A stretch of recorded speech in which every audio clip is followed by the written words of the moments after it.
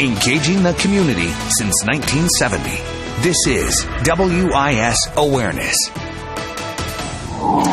Good morning. I'm Leland Pender. Thanks for joining us for Awareness on this Sunday. This morning, we're talking about potential housing and employment or disability discrimination during or maybe even after the coronavirus pandemic. This morning, we'll speak with General Counsel and the Fair Housing Director at the South Carolina Human Affairs Commission. But first, we'll start with the Commissioner of the SCHAC, Janie Davis, to get some background on the Commission and more on how they operate. Good morning, Commissioner Davis. How are you today? I'm great. Good morning, Leland. Thank you for having us. Absolutely. Glad to have you, and thanks for being here. So just to begin, let's give our viewers some information about the work that you all do at the Human Affairs Commission. Okay. The State Human Affairs Commission, it is a state agency, and we were created to prevent and eliminate unlawful discrimination. And it's very important to consider both components of it, the prevention side as well as the elimination side. The organization is set up to, first of all, try to prevent elimination by working with employers, by working with those entities that are impacted by the laws that this agency oversees. So one of the things that we want to do, first of all, is to make sure that they are properly trained, that they have the knowledge that they need about the laws in South Carolina as it relates to what is unlawful in the area of employment, in the area of housing, in the area of disability. So we have two divisions that primarily work with prevention. The technical services area, they do a lot of training and also work with state agencies to make sure that they are aware of the laws so that they don't violate the laws. And then we also work out in the community to make sure that organizations out in the community that are interested in making sure that there is harmony and peace among people of all race, ethnicities, etc., that they know how to make that happen without flying in the face of the laws. On the elimination side of the house, that's probably what the agency is probably best known for, the fact that we investigate allegations of unlawful discrimination as it relates to employment, to housing, also pregnancy discrimination. So it's a whole gamut of areas that we deal with here at the Commission. So tell me, what are some things that you could possibly see or hear about as it relates to the pandemic that we're currently experiencing, cases that you all would take on? One of the things we have to be careful about is that we have already heard the disparities that are associated with the people who come down with the illness. So one of the things we're looking for or watching for as we look at the allegations or complaints that may come in our office is, are any of these things coming in because people are concerned about, for example, the age population? Are they starting to look at them differently or treat them differently because they have a higher likelihood possibly of coming down with the virus? The same thing with the African American community.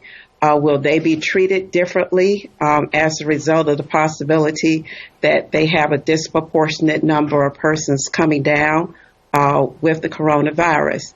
When the employers, for example, make decisions about who to bring back once we come back into our places of employment, when doors open, will they make decisions based upon age? Will they make decisions based upon race? All of these things are things that we have to be concerned about here at the Commission and make sure that we provide appropriate training and understanding to employers and those persons who will be making those decisions about what is lawful and what is illegal. And so far, we've kind of been in the thick of this pandemic. I want to say for maybe 2 months, maybe 2 months and a quarter, really involved in it with, restrictions and other things put in place. Have you seen any instances come into your office at this time that would connect discrimination with the pandemic? Well, of course, initially we get the allegations of unlawful discrimination. we cannot make a determination about the finding until we actually do the investigation. So people can come in and make the allegation, but there still has to be an investigation to determine if indeed a violation of the law has occurred. So we're in the early phase of getting in those complaints. I will tell you that even with us not being physically here in the office, the public does have the opportunity to continue to file complaints of unlawful discrimination, and we are seeing a continuous inflow of complaints being filed with the Commission. It's early yet for us to determine why they're filing. Right. So some of that information is coming in, but a lot of it under investigation, and determinations will be made later. Of course, this could go on for several months. Exactly. And the number of cases could always grow. All right, exactly. Commissioner, thank you so much for sharing that with us this morning. Important information there. We're going to talk with the General Counsel at the SCHAC coming up next. Of course, she works closely with the Commissioner to give some legal advice on what you can do or just how the whole process works if you think this might be something that's affecting you right now. We'll be right back. During these tough times, we've had to change the way we live, and local businesses have had to change the way they serve us. That's why WIS has put together Go Local. It's your one-stop spot to see which of your favorite businesses are open and view their modified hours of operation. Just visit WISTV.com and click on Go Local. Business owners, you can easily register your business by clicking in the top right corner. Connect, shop, and support with Go Local on WISTV.com. Smile. No matter how well you provide for your family today, if you don't have life insurance, their future may be at risk. Think about what would happen if you were gone. Would they struggle to pay the bills and face an uncertain future? They don't have to.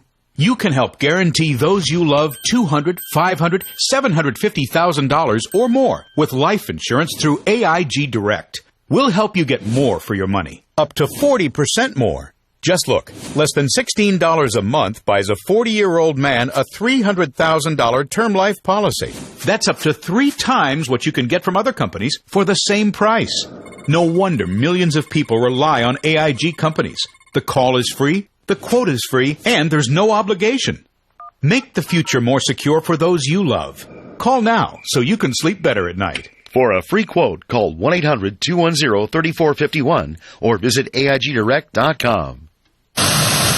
This is the kind of card that has America talking. With it, people with Medicare are getting all-in-one coverage for their doctor visits, hospital care, prescription drugs, and more.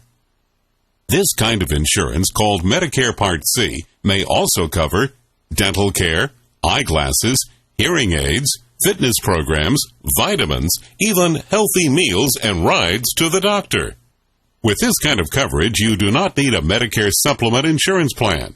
You will access your benefits through your Medicare Part C plan for one low and oftentimes $0 monthly plan premium. You deserve to get the most from your Medicare benefits. Call now for free information that may help you get more coverage for less money.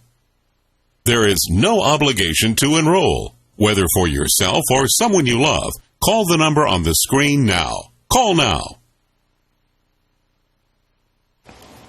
Welcome back this morning, and welcome to Leanne Watson on the program. She is South Carolina Human Affairs General Counsel. How are you today, Leanne? I'm doing so well, Leland. I hope you are. Doing great. Thanks so much for joining us today. And I want to start by asking you, what sort of questions are you all receiving right now at the Human Affairs Commission as it relates to the pandemic? You know, we are getting lots of questions coming into our intake department. We're getting some from employees, of course, but also from employers that are wanting to do the best thing for their folks that work with them. From the employees, kind of hearkening back to what Commissioner Davis was discussing, it's a lot of, what can I do now that I've been laid off? Or what can I do now that I've gotten reduced hours?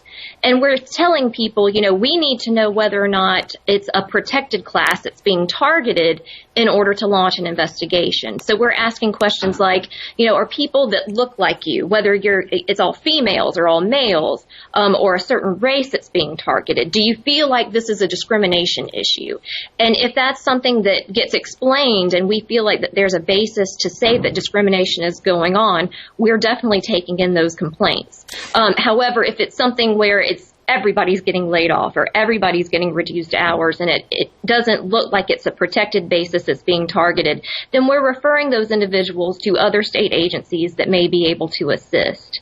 But then from the employer side, we're certainly getting a lot of questions about what they can do, what they shouldn't do when it comes to prevention of spreading the disease. So that's really encouraging to have employers reaching out to you, I'm sure, because it sounds like they want to practice or put in place best practices to prevent any problems. And you guys work with both employees and employers on both sides of this issue. So that's great. Now, tell me, what kind of screening can employers do related to COVID-19 without violating any laws or any of those protected classes? Right. So the EEOC, which is our federal counterpart, recently came out with a very explanatory webinar that talks about all the ins and outs of what an employer can do to prevent the disease. Now, typically, medical screening, it's a very complex area of the law.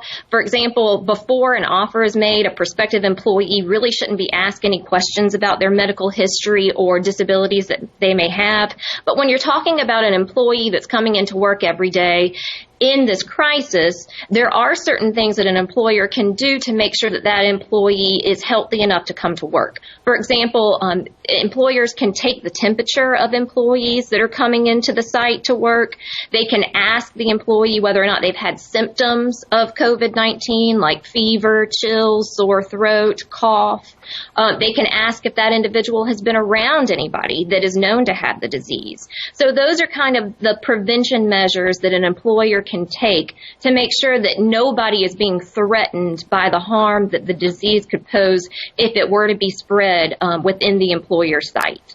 Now, if someone has contracted the virus, hopefully they're not going to work and staying home, but beforehand, if they were asymptomatic and it's later found they had the virus, or after if they had it and have recovered and are doing well again, what, if any, accommodations can be made for that person to make them feel comfortable, invited once they return to the workplace?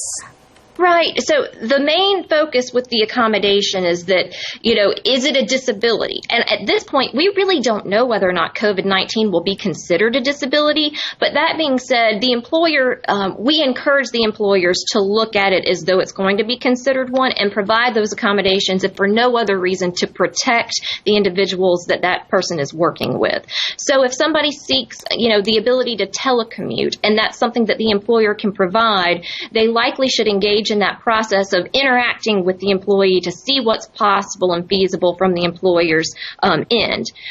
Of course, you have to think about what employers are going through right now. There's an economic threat that is causing, maybe the more typical accommodations to actually be a hardship for employers if it's too costly or they can't support the employee the way that they ordinarily would just because their books aren't the same that they are, when the pandemic isn't going on. And so we're definitely taking a look at that balancing act. What does the employee need versus what can the employer currently provide in this economic environment that we're all in? So that's something that employers should definitely think about and have a lot of discussion with the employee as they're going through making those accommodation assessments. So how tough is your job, Leanne, and the people you work with? Because it sounds to me like there's a lot of gray area in some of these issues and probably a lot of just, misunderstanding as well. So how tough is your job? Oh, I love my job. I wouldn't trade it for anything in the world. The threat of the pandemic is definitely still a gray area, and we're going to keep monitoring what our federal counterpart does and follow suit. I do think that we're going to be seeing a lot more requests for investigations through charges. And I want to talk a little bit briefly, if I can, about what Commissioner Davis mentioned, which is, looking at it from a broader perspective. Certain national origin discrimination may be something that we start to see because of the origins of the virus itself. And so we're definitely on the lookout for individuals that may feel threatened or targeted because of their national origin, and people, saying that the virus is associated with those individuals. Another thing that Commissioner Davis talked about was the individuals that are of an older age, so the 60 or 65 plus category. If those individuals are being treated differently just because they're in that age group, that's going to be a problem, and we're going to need to investigate those matters. Similarly, an employer may say, well, I don't want any pregnant workers here because of the risk that it may impose on the mother and the baby.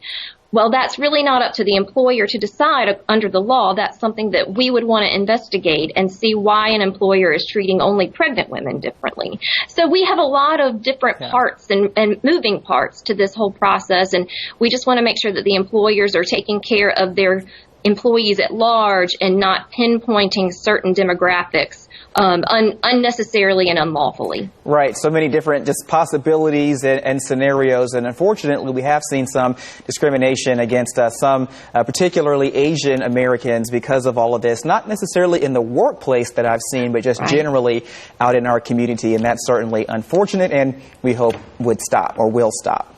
But in the meantime... We do too. Absolutely, yeah. Well, thank you so much, Leanne, for joining us. A lot of great information you just shared in a short amount of time. We certainly appreciate it. Of course. Thank you so much. All right, Leanne. And after the break, we will talk with the Fair Housing Director at the Commission. We'll be right back. The sun used to make our outdoor deck and patio space so hot and uncomfortable, we couldn't use it. But then we discovered the Sunsetter retractable awning. Our Sunsetter retractable awning opens and closes in just 60 seconds. It keeps our patio about 20 degrees cooler. It provides instant shade and instant protection from the sun's harmful rays. And our Sunsetter costs under $700. But now you can get your Sunsetter for as little as $599 when you call now to get this special $200 discount certificate. We love our Sunsetter retractable awning, and you're going to love yours too. It transforms your outdoors from sweltering sun to shady oasis in only seconds. Call now for this free awning idea kit packed with great awning solutions that will let you enjoy your deck or patio much more often this summer. Plus, get this $200 discount certificate that will bring you your Sunsetter for as little as $599. But this is a limited time offer. Call now. Sunsetter retractable awnings are assembled in America and are guaranteed to last for years. And talk about extras. You can choose from motorized awnings for push-button opening and closing, or choose screened-in models for bug-free outdoor living, all for just a bit more. No wonder Sunsetter is America's best-selling retractable awning. Call now to get the whole Sunsetter story. You'll get this free awning idea kit with DVD plus a $200 discount certificate, and there's no obligation. Hundreds of thousands of families own and love their Sunsetter retractable awnings. We're one of them, and you should be too. Stay cooler and enjoy your deck or patio much more often. And do it all at $200 off if you call now. Call now for your free awning idea kit with local dealer info and $200 discount certificate. Life is better under a Sunsetter. Call now and save. Call 1-800-596-1184. 1-800-596-1184. And welcome back this morning. Want to say good morning to Marvin Caldwell now. He is the Fair Housing Director at the South Carolina Human Affairs Commission. Good morning, Marvin. How are you? Good morning, Leland. I'm doing well. How about yourself? I'm doing great. Thanks for joining us. And I want to ask you, so briefly, a minute ago, we heard Leanne talk about those protected classes. What are those protected classes covered by fair housing law?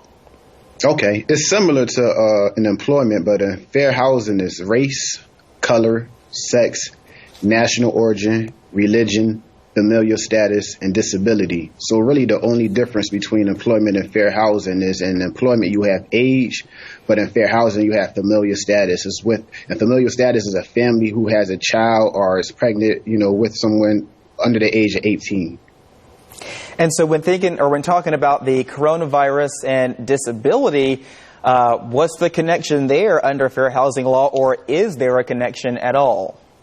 Well, as you know, this is a fluid situation, so there are really no guidelines that are out there from the federal, our federal counterparts, HUD, but a disability is a physical or mental impairment that substantially limits one or more major life activities. And, coronavirus could qualify as a disability. I guess it depends on, who that individual is. If an individual already has a disability or have an impairment, this coronavirus could impact that more to, make it more so of a disability. So we're waiting for more guidance as far as short-term disabilities, but we don't know if this coronavirus could have long-term effects at this time. And what is your anticipation of when, more information about that will come out? Because, of course, this is new to all of us, and we're making adjustments, and, things have to be studied. That takes time. People have to meet about these important issues. So what's your anticipation of a possible timetable when we could know more about that? I honestly don't know, but at the same time, if an individual feel like they're being discriminated against, dealing with the coronavirus or it impacts their disability, even though we don't have any guidance, I would suggest that they file a complaint. It's fluid, but we will learn while investigating, so this could impact them, physical or mental impairment. This could, someone who has some sort of physical impairment, they might not be able to, walk certain distances or go certain places to, get their groceries. So even though we don't have specific guidance, and I cannot tell you a definite answer when we will get it, I would suggest that they file, we will investigate it, we will, as it goes, fluid, and then we will figure it out as we go on. Certainly, to get the ball rolling at least, and changes can be made later or things can be altered as they need to if new guidance comes along.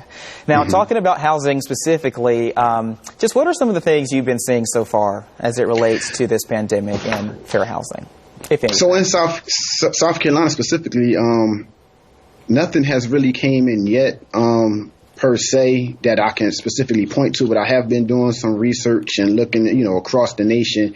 And there's a couple of things that I want to point out that, the coronavirus doesn't really necessarily impact, a certain group more, but people are, landlords, let's say, are, they may be treating certain individuals different based on a different race, or their national origins. For example, it is impacting the African American community, specifically. So, you may have someone who want to come in who's African American, and they may not want to rent to them. Or you may have someone, initially, Asian, and they may treat Asian individuals who will come in and trying to rent differently than they would another individual. So those are things to look out, based on people's perception. They're not experts, but just off people perceiving and just, they may be treating individuals differently. And another thing I want to mention is I know DOJ came out with some sort of memo basically stating that their sexual harassment complaints may go up. A lot of people are impacted, with their employment. They may have been laid off. They may not have the money to pay their rent. So there could be some quid pro quo activities that landlords stating, okay, you don't have to pay your rent, but in change for this sexual favor, then, I would accept it. Right, and talk about with that point, that can happen to anyone, but the population of people that you typically see, because of course we know that minority communities, low income, moderate income communities are way more affected by this and could be more likely to be affected by something like that. So talk about the people that you're dealing with. Right. So again, like you said, individuals of a lower income, you may have someone who, have been affected with their employment. They're not, they were laid off. They're not getting a check and they may be behind. And you may have a landlord who would try to take advantage of that, and again, in return for a sexual favor, may let them off for their rent for 1 to 2 months. So sexual harassment is something definitely to keep an eye on. And again, like you said, your minority, your African American communities. And another thing I also want to point out, not just, minorities, African American communities, but, perception of people regarded as. So you may run into an instance where you have someone who works in a hospital, a doctor or a nurse, who's trying to rent, get a property. And the landlord and the management company looks and say they work in a hospital. They perceived, okay, this person could have the coronavirus. They deal with them. They are around them, and they might discriminate against them, for that particular reason. So those certain things that you have to look into when you have to be cognizant of that things may change and people may be treated differently based on what's going on today.